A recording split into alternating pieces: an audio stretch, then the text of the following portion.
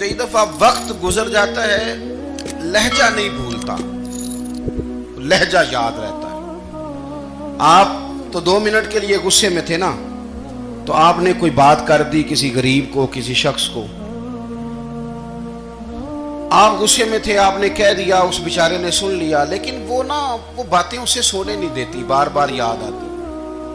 کوئی آپ کے ساتھ تلخ کلام کر دے نا، کبھی تلخ گفتگو کر دے، بندہ جب سامنے آتا ہے وہ باتیں یاد آ جاتی ہیں، تکلیف ہوتی ہے۔ اور وقت گزر جاتا ہے، لڑائیاں ہمیشہ چل نہیں سکتی۔ لڑائی کتنی دیر کی ہوتی ہے؟ 1 دن کی، 2 دن کی۔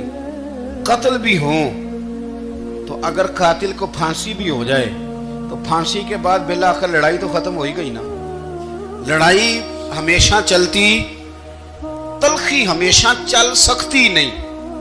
تلخی روٹین میں چلنے والا سکہ، کوئی سکے روٹین میں چلتے وقتی ہوتے، یہ جو غصے کا لب و لہجہ ہے، تلخی کا سکہ، یہ بھائی روٹین میں نہیں چلتا، اس نے ایک نہ ایک دن ختم ہو جانا ہے۔ روٹین میں پیار ہی چلتا ہے۔ حضرت جابر ابن عبداللہ کہتے ہیں حضور پہلے دن مدینہ منورہ آئے، میں زیارت کے لیے گیا تو میں نے مسکراتے دیکھا۔ 10 سال میں دیدار کرتا رہا، اور وصال سے چند دن پہلے بھی میں نے زیارت کی تو مدینے والے محبوب کو مسکراتے ہوئے ہی دیکھا ہے۔ یہ جو آپ کا لب و لہجہ ہے نا، اخلاق والا، حسن والا، مسکرانے والا، یہ لب و لہجہ نا ذرا لمبا چلتا ہے، یہ روٹین ہے، یہ روز چلے گا۔ یہ سکہ وہ ہے جو رائج الوقت رہتا ہے، یہ کبھی بھی ختم ہونے والا یہ خزانہ ہے۔ تو یہ جو آپ کا تلخ لب و لہجہ ہے، یہ روٹین نہیں۔ عارف رومی رحمۃ اللہ علیہ فرماتے ہیں کہ مثال دینے کے لیے بات سمجھاتے ہیں، فرماتے ہیں ایک شخص جنگل میں لکڑیاں کاٹنے جایا کرتا تھا تو شیر سے دوستی ہو گئی، یعنی ڈائریکٹ بادشاہ سے دوستی ہو گئی، اور بادشاہ بھی وہ جو جنگل کا بادشاہ ہے، جنگل کے بادشاہ سے دوستی ہو گئی۔ اب وہ لکڑہارا غریب آدمی تھا، لکڑیاں تو کاٹنی ہوتی تھی، تو وہ جنگل کا بادشاہ اعلان کر دیتا جانوروں کو کہ میرا دوست آیا، ایک تو کوئی تنگ نہ کرے، اور دوسرا یہ کہ سب لوگ مل کے اس کے ساتھ تعاون کریں۔ کبھی کوئی جانور لکڑیاں اکٹھی کراتا، کبھی کوئی اپنی پشت پہ گدھا، بیل، گھوڑا، خچر رکھ کے وہ لکڑیاں باہر چھوڑنے آتا۔ تو اب اس کی بڑی دھوم مچ گئی جنگل کے اندر، لکڑہارا مزدور تھا، وہ بادشاہ سے دوستی کر کے بادشاہ ہی بن گیا۔ وہ گھر آ کے نا بیوی کو اکثر بتاتا کہ میرا ایک دوست ہے، میں جاتا ہوں تو ساری پہلے ہی مخلوق کھڑی ہوتی ہے میرے استقبال کے لیے۔ دوستی جو بڑے سے ہو گئی ہے، بنا ہے شاہ کا مصاحب تو پھر یہ ہے اتراتا، وگرنہ شہر میں غالب کی آبرو کیا ہے۔ ہم نے تو پوچھتا ہی کوئی نہیں، یہ تو بنا ہے شاہ کا مصاحب تو پھر یہ ہے اتراتا، وگرنہ شہر میں غالب کی آبرو کیا ہے۔ تو وہ لوگوں کو بتاتا، بیوی کو بھی بتاتا دوست ہے، تو بیوی کہنے لگی اتنے تو تعریفیں کرتا، یہ نہیں بتایا کہ وہ جنگل کا شیر ہے، پر نیرا دوست بتا دیا۔ بیوی کہنے لگ گئی کہ تو اتنا جو اس کا ذکر کرتا ہے تو کسی دن بلا نا، بلا کسی دن تاکہ اس کی دعوت کریں۔ اب اس نے پھر نہ اس کو پردے میں رکھا، کیا کہتے ہیں آج کل، سرپرائز دینا ہے، مگر سرپرائز دینا ہے جی، پردے میں رکھا کہ وہ شیر ہے۔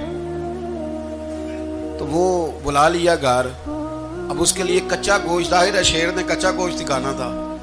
وہ کہنے لگی پکانا کس طرح کا ہے؟ وہ کہنے لگا جب وہ آئے گا پھر بتاؤں گا۔ اب وہ کچا گوشت 2-3 بکرے ذبح کر کے ڈال دیے، وہ آ گیا شیر۔ عارف رومی کہتے جب وہ آیا نا تو اس کی بیوی نے دیکھا تو اس نے ایک سخت جملہ کہہ دیا، کہنے لگی اوہو میں سمجھی تھی پتہ نہیں کون ہے، اس طرح کے درندے تیرے یار ہیں، کتے بلے دوست بنائے ہوئے ہیں، یہ کیا بات ہوئی؟ خیر وہ شیر نے سن لیا، گوشت کھایا، وہ چلا گیا۔ اگلے دن لکڑہارا لکڑیاں کاٹنے گیا تو شیر نے ملاقات کرتے ہی لکڑہارے سے کہا کہ یہ نا کلاڑی اٹھا اور میری پشت پہ نا ایک زخم کر دے۔ اس نے کہا نہیں میں یہ کام نہیں کرتا، تو میرا دوست ہے۔ اس نے کہا سن بھائی، میں نے پیار سے کہا تو مان جا، ورنہ میں ہوں شیر، میں نے تجھ سے منوا ہی لینا ہے، میں کوئی تکلیف دوں گا مناسب نہیں، تو کر۔ اس نے کلاڑی اٹھائی اور اس کی پشت پہ ایک زور سے زخم لگا دیا، خون بہنے لگا۔ اس نے کہا تو نے آج کے بعد آنا ہے, لکڑیاں کاٹنی ہے, تجھے کوئی کچھ نہیں کہے گا, بس یہ ایک حکمت تھی جو میں نے کیا ہے. قصہ مختصر, وہ آتا رہا, لکڑیاں ملتی رہیں, خدمت بھی ہوتی رہی. 6-8 ماہ گزر گئے. ایک دن شیر اس سے کہنے لگا, یہ میرے ذرا بال اٹھا کے دیکھ, وہ جو تو نے زخم لگایا تھا وہ کہاں پہ ہے. اس نے وہ بال اٹھا کے دیکھا تو زخم ملا ہی نہیں, کئی جگہ پہ ٹٹولا کا, یار یہاں تھا, یہاں تھا, یہاں تھا. شیر نے پھر کیا کمال ہی جملہ کہا. اس نے کہا کہ وہ جو کلاڑی کا زخم تو نے لگایا تھا نا, وہ مکمل ہو گیا, لیکن تیری بیوی کا جو لہجہ تھا اور اس کی جو تلخی تھی وہ آج تک میرے ذہن میں موجود ہے. وہ ابھی بھی مجھے تکلیف دیتی ہے. بات سوچتا ہوں, مجھے اس نے درندہ کہا, اس نے میرے بارے میں اتنے کچے اور کمزور اور سخت جملے کہے, تو وہ بات مجھے بھولتی, وہ آج بھی میرے ذہن میں اسی طرح گونجتی ہے. تلخ جملے جو اس نے کہے اور خوفناک جو انداز اس نے اختیار کیا, وہ بات مجھے کبھی بھی بھولتی. تو آپ کے لفظ لوگوں کو بھول جاتے ہیں, پر لہجہ یاد رہتا ہے اگر ہم اپنے لہجے پر تھوڑی توجہ ہی کر لیں. کچھ لوگ کہتے ہیں جی میرا جی روٹین ہی یہ ہے بات کرنے کی.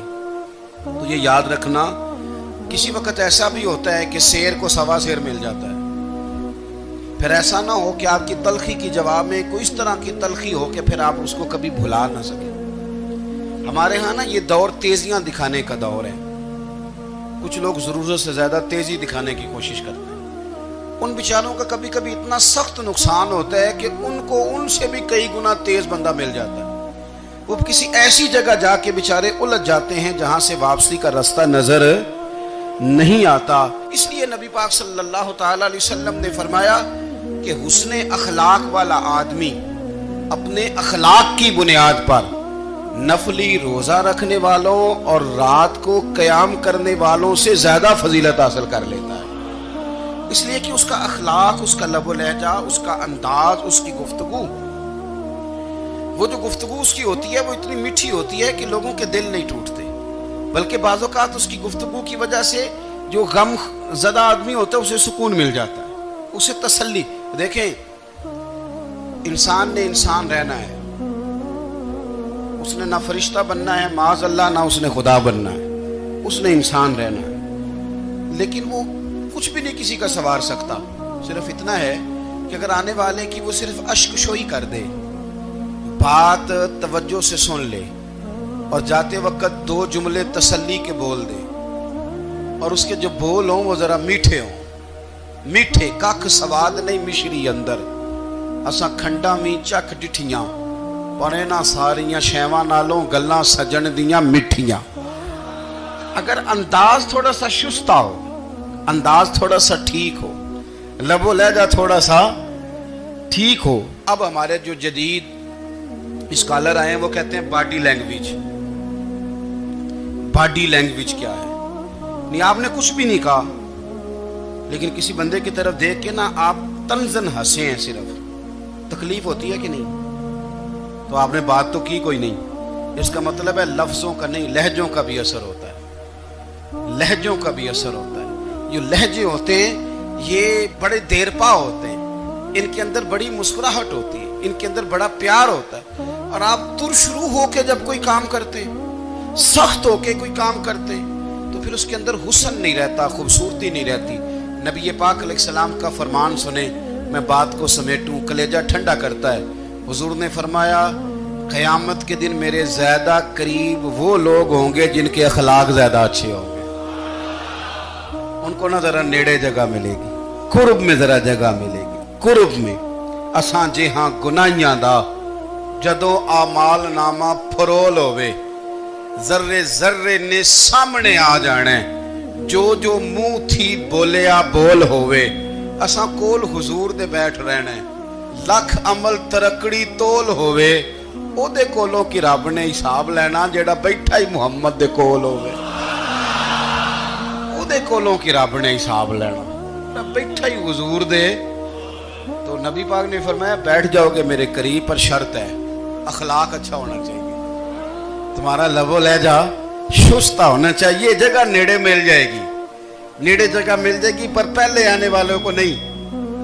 کوئی کہے میں پہلے گیا ہوں تو مل گئی، نہ اسے ملے گی جس کا اخلاق اچھا ہے، جس کا لب و لہجہ ٹھیک ہے، جس کا انداز فکر اچھا ہے۔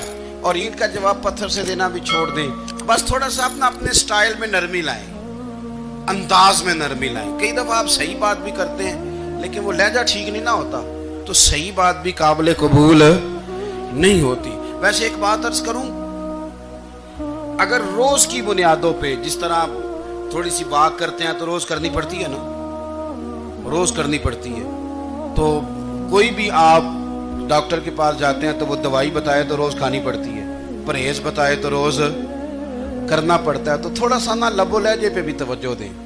جس طرح منہ روز دھوتے ہیں نا، دھونا ہی پڑتا ہے، تو اسی طرح اگر تھوڑا سا لہجہ بھی دھونا شروع کر دینا۔ یہ جو لوگ آپ سے تھوڑا تھوڑا شکوہ کرتے ہیں تو اس نے کہا تھا کہ میرے لہجے میں غرور آیا تھا، اس کا حق تھا کہ وہ شکایت کرتا، تو کہیں تو ایسا ہے نا، کہیں تو کوئی تو بات بہو نے غلط کی ہے نا کہ ساس رو رہی ہے، کچھ تو ساس نے ایسا کہا ہے نا کہ بہو بیچاری کپڑے باندھ کے بچوں سمیت کہتی ہے گزارا نہیں ہوتا، کچھ تو ایسا بھائی آپ نے کہا ہے نا کہ کسی شخص کے من پسند روٹی پکی ہے پر وہ بیچارہ 3 دن سے کھا نہیں سکا، کوئی تو بات ایسی ہوئی ہے نا کہ سامنے والا تڑپ کے رویا ہے اور ہنسنا بھول گیا ہے، کچھ تو آپ نے کہا ہے نا، کچھ تو آپ نے کہا ہے نا کہ ایک آدمی تیار ہو گیا ہے کہ اب اس محلے میں رہوں گا ہی نہیں، کچھ تو ایسا ہوا ہے نا کہ لوگ پردیسی ہونے لگ گئے ہیں، کچھ تو ایسا ہوا ہے نا کہ سالوں بسنے والوں نے علاقے چھوڑ دیے ہیں، کچھ تو ہم ایسا تلخ کرتے ہیں کہ ہمارے اپنے پھر ٹھان لیتے ہیں کہ بس بھائی آج کے بعد تجھ سے ملنا نہیں۔ اس کا مطلب یہ ہے کہ تھوڑی دیر کا صرف لب و لہجے کا سخت ہونا اگر ہم ٹھیک کر لیں تو ہو سکتا ہے ہمارے دائیں بائیں والے بہت سارے لوگ سکھ میں آ جائیں، پیار میں آ جائیں، ان کو تھوڑا اطمینان ہونے لگ جائے۔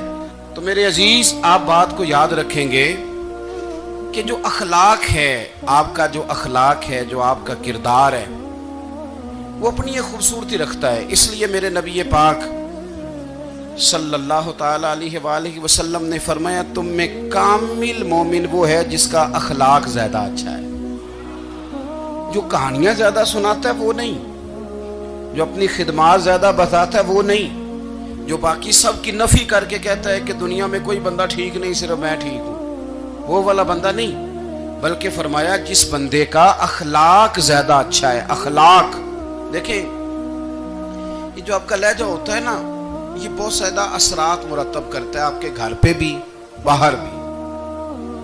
آپ اگر اپنی گفتگو میں باڈی لینگویج کو تھوڑا سا اچھا رکھیں، کچھ لوگ ایسے ہوتے ہیں جو بات بڑی صحیح کرتے ہیں پر کچھ زیادہ ہی باتیں کرتے ہیں، تو وہ زیادہ باتیں کرنے کی وجہ سے ان کی جو صحیح باتیں ہوتی ہیں ان کا بھی وزن خراب ہو جاتا ہے، کیونکہ وہ زیادہ باتیں کرتے ہیں، ہر وقت بولتے ہیں، ہر وقت بات کرتے ہیں، تو جب وہ ٹھیک بات بھی کر رہے ہوں تب بھی ان کی بات کا لوگ اثر قبول نہیں کرتے۔ لیکن اگر ان کا لہجہ باوقار ہو، بات وہ تھوڑی کریں پر جتنی کریں ذرا سونی کر کے کریں، گفتگو میں خود بخود اثر پیدا ہو جائے گا، بات اچھی لگے گی۔ اخلاقی رویے اگر لوگوں کے زیادہ اچھے ہو جائیں، ایک تو مسکرانے کا بل کوئی نہیں آتا، اس کے پیسے کوئی نہیں لگتے، اور یہ بھی شکر ہے ابھی تک اس پر ٹیکس بھی کوئی نہیں، یہ بھی مقام تشکر ہے۔ تو اگر آپ بات کریں اور اس میں تھوڑی سی مٹھاس پیدا کر لیں، آپ تھوڑی سی بات میں نا مٹھاس، میرے ایک کلاس فیلو ہیں تو وہ تقریر کر رہے تھے اور میں سن رہا تھا، تو مجھے بعد میں کہنے لگے آپ تبصرہ کریں میں نے کیسی تقریر کی ہے۔ یہ ہوتا ہے نا جی، بعض اوقات دوست بیٹھتے ہیں بے تکلف تو کئی دفعہ کچھ باتیں ایسی ایک دوسرے کے ساتھ کرتے ہیں، تو مجھے کہنے لگے آپ بتائیں کہ میں بات کر رہا تھا تو کیسی تھی؟ تو میں نے کہا جب آپ بات کر رہے تھے تو میں ڈر رہا تھا، مجھے لگ رہا تھا کہیں آپ لڑ نہ پڑیں۔ بھئی آپ اطمینان سے بات کریں، آپ تسلی سے بات کریں، آپ خندہ پیشانی کے ساتھ بات کریں۔ میرے نبی پاک صلی اللہ تعالی علیہ وسلم نے فرمایا، مسلم شریف کی حدیث ہے، حضور فرماتے ہیں نیکی کو کبھی چھوٹا نہیں سمجھنا،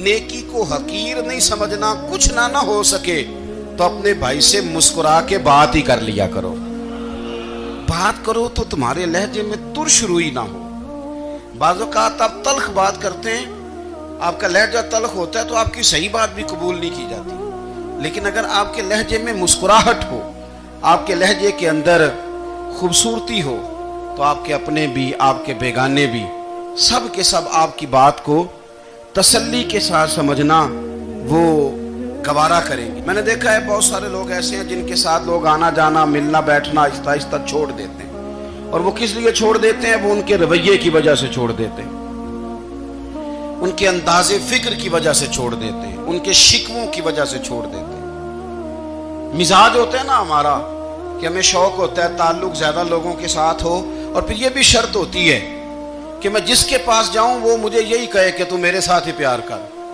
ایک صاحب مجھ سے کہنے لگے کہ یہ میں محفل کراتا ہوں، آپ بھی تشریف لائیں، اور میں 20 علماء کو بلا چکا ہوں، اور بڑے بڑے نامور نام انہوں نے میرے سامنے لیے۔ میں نے ان سے پوچھا کہ جو نام آپ نے لیے ہیں اور آپ کی تصویریں بھی ساتھ ہیں، میں الحمدللہ تسلیم کر گیا ہوں آپ کی بات کو، لیکن سوال میرا یہ تھا کہ کیا آپ نماز بھی پڑھتے ہیں؟ 21 علماء کو آپ نے بلایا یا 20 کو بلایا اور بڑے بڑوں کو بلایا، اور مجھے بھی آپ دعوت پیش کر رہے ہیں، تو نمازی بھی آپ ہیں، نمازی بھی ہیں؟ کہنے لگے آپ دعا کریں میں نماز پڑھنا شروع کر دوں۔ میں نے ان سے کہا خدا کے بندے، اب اگر تو کسی اور کو بتائے گا کہ 20 اتنے بڑے لوگوں سے میرا تعلق کر پڑتا میں نماز بھی نہیں، تو لوگ کیا سوچیں گے کہ 21 مولوی مل کے بھی ایک بندے کو نمازی نہیں بنا سکے۔ تو آپ اپنے لب و لہجے سے صرف باتوں سے گرویدہ کسی کو کر لیں گے؟ آپ یہ دیکھیں کہ اخلاق کس طرح کا ہے، لہجہ کس طرح کا ہے، آپ کے بات کرنے کا انداز کتنا حسین ہے، اس لفظ کے اندر حسن کتنا زیادہ ہے۔ نبی پاک صلی اللہ علیہ وسلم بھی تبلیغ فرماتے ہیں، ہم بھی تبلیغ کرتے ہیں۔ میں اور آپ جب تبلیغ کرتے ہیں تو اس تبلیغ کے اندر شکوہ ہوتا ہے اور تنقید ہوتی ہے، اور بعض جگہ میں نے یہ بھی دیکھا ہے کہ طنز ہوتا ہے، طنز۔ ہم دوسرے کو دین کی دعوت رہے ہیں، لیکن ہمارے لب و لہجے سے طنز اور تش روئی چھلکتی ہے۔ تو دولت کے پیچھے لگ گیا ہے، تو بالکل جاہل ہے، تو بالکل تیرے خاندان میں سے بھی کوئی نہیں ادھر آتا۔ آپ طنز کر رہے ہیں، آپ دعوت دین نہیں دے رہے۔ دعوت دین تو گلدستے میں رکھ کے پیش کی جاتی ہے، اس کی تو ایک خوبصورتی ہے، اس کا تو ایک حسن ہے، اس کی تو اپنی ایک جاذبیت ہے، اس کی اپنی ایک نورانیت ہے۔ صحابہ کرام علیہم رضوان فرماتے ہیں کہ حضرت سعد بن معاذ رضی اللہ تعالیٰ عنہ کا جنازہ تھا، اللہ کے پیارے محبوب صلی اللہ تعالیٰ علیہ وسلم نے جنازے کی امامت فرمائی، اور جنازے کی امامت کے بعد ابھی نہ قبر کے تیار ہونے میں کچھ ٹائم باقی تھا، تو حضور زمین پہ تشریف فرما ہوئے، لوگ قبر کی تیاری میں ہیں۔ بعض اوقات ہوتا ہے نا ابھی قبر نہیں تیار ہوئی، تو کہتے ہیں کہ لکڑی کے ساتھ حضور نے زمین کریدنی شروع کر دی، اور دیر تک حضور نے چہرہ نور کو زمین کی طرف جھکائے رکھا، گویا زمین شرف دیدار حاصل کرتی رہی۔ دیر تک چہرہ نور جھکا رہا زمین کی جانب، حضور نے رخ نور کو پھیر لیا۔ صحابہ کہتے ہیں کہ ہم نہ بڑے، جب حضور ہمارے قریب ہوتے تھے تو ہمارا خیال ہوتا تھا کہ رحمت کی برکھا ہے، اپنے اپنے حصے کا کرم اڈھیل لے اپنے اوپر۔ فرماتے ہیں منتظر تھے کہ حضور کب ہماری طرف رخ انور پھیریں اور ہم کریم سے کوئی بات سن سکیں۔ ارشاد فرماتے ہیں کہ ہم بڑے شدید منتظر تھے، دیر کے بعد نبی پاک علیہ الصلوۃ والسلام نے چہرہ انور اٹھایا، دیر کے بعد چہرہ انور اٹھایا۔ یہ دیکھیں تبلیغ ہو رہی ہے، اور جب حضور نے چہرہ انور اٹھایا تو آنکھوں میں آنسو تھے، رو رہے تھے، اور 3 دفعہ حضور نے فرمایا، کیونکہ قبر تیار ہو رہی تھی، 3 دفعہ نبی کریم نے فرمایا لوگو قبر آخرت کی منزلوں میں سے پہلی منزل ہے، اس کی تیاری کر لو، اس کی تیاری کر لو، اس کی تیاری کر لو۔ 3 دفعہ حضور نے یہ جملے دہرائے۔ کیوں؟ ایک میں تبلیغ کرتا ہوں اور اس میں نہ درد ہے، نہ رونا ہے، نہ وہ لب و لہجہ ہے۔ ایک حضور دعوت دے رہے ہیں قبر کی تیاری کی، لیکن اس میں آنسو ہے، اس میں خاص رغبت ہے غلاموں کے لیے۔ تو اپنی زندگی کے اندر جو ہمارا انداز تکلم ہے، ہمارا انداز گفتگو ہے، میں کہا کرتا ہوں کہ ہم نا دین کے لیے جب کلام کر رہے ہوتے ہیں تو شدت ہوتی ہے ہمارے جملوں کے اندر. بعض مقامات شدت کے ہوتے ہیں. آپ جہاد کی بات کر رہے ہیں, ناموس رسالت کی بات کر رہے ہیں, تو کسی جگہ آپ کے لب و لہجے کے اندر شدت کا ہو جانا برا نہیں ہے, بلکہ وہ اچھا ہے. لیکن میرے عزیز, ہر وقت ہی کچھ لوگ تلخ ہیں. انہیں کسی وقت بھی آپ ان سے ملاقات کر لیں, وہ لوگ آپ کو پریشان ہی نظر آئیں گے. حضرت سیدنا عبداللہ ابن عمر رضی اللہ تعالیٰ عنہ روایت کرتے ہیں کہ نبی پاک صلی اللہ تعالیٰ علیہ وآلہ وسلم نے ارشاد فرمایا کہ جنت میں ایسے بھی کمرے ہوں گے, جنت میں کچھ ایسے کمرے, کچھ ایسے مکانات بھی ہوں گے کہ باہر کھڑے ہوں گے تو اندر نظر آئے گا, اور اندر کھڑے ہوں گے تو باہر نظر آئے گا. یعنی ایک تو تم آئینے لگاتے ہو نا, وہ دیواریں اتنی شفاف ہوں گی کہ اندر باہر سے ان کا حسن دکھائی دے گا. حضرت سیدنا مالک اشعری رضی اللہ تعالیٰ عنہ بیٹھے تھے, کہتے ہیں میں نے فوراً عرض کی حضور وہ ملیں گے کس کو؟ وہ جو اتنے حسین گھر ہوں گے کہ دیواریں ہی شیشے کی محسوس ہوں گی, اندر باہر سے حسن کے جلوے دکھائی دیں گے, حضور وہ ملیں گے کسے؟ تو اللہ کے پیارے محبوب علیہ السلام نے فرمایا وہ اس کو ملیں گے جو گفتگو اچھی کرے گا, جو گفتگو اچھی کرے گا, لب و لہجہ اخلاق والا ہوگا, گفتگو اچھی کرے گا, لوگوں کو کھانا کھلائے گا, اور جب لوگ سو رہے ہوں گے تو وہ اٹھ کے اپنے رب کی عبادت کرے گا. اس شخص کو وہ مکانات ملیں گے جن کی دیواریں آئینے کی مانند ہوں گی, جن کا حسن تازہ ہوگا, جن کو اللہ تبارک و تعالیٰ نے اپنے فضل سے مزین کیا ہوگا, سنوارا ہوگا. اپنے لہجوں پر, اپنے اٹھنے بیٹھنے پر, میل ملاپ پر تھوڑی توجہ دیں, تھوڑا سا خیال کریں. اللہ کے حضور دعا ہے مالک کریم سمجھنے کی توفیق عطا فرمائے.